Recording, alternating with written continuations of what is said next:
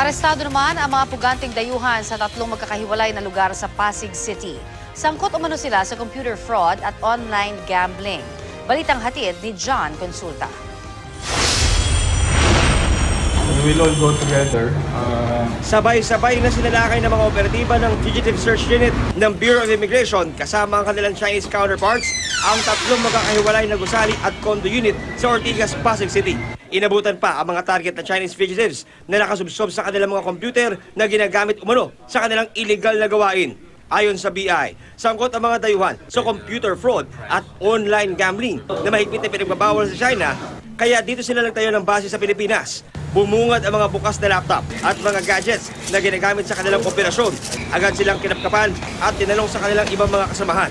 Ang isa, bagong dating lang kahapon, galing mainland China at nagpanggap na turista. I'm doing IT. How long have you been here in the Philippines? Nearly a half year.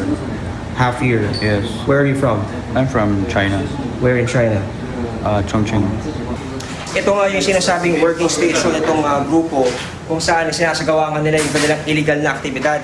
Matapos daw maglaro ng kanilang mga parokyano ay dinedeposit na raw yung pera sa kanilang mga account at sa pamamagitan ng mga gadgets tulad nito ay naililipat daw nila mula sa kanilang mga kliyente sa China papunta naman sa bank account na kanilang sindikato sa ibang bansa.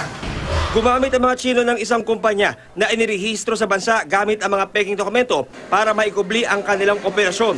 Ayon sa BI, agad isasalang sa deportation procedures ang mga dayuhan para mapanagot sa kanilang bansa sa kanilang kasalanang nagawa.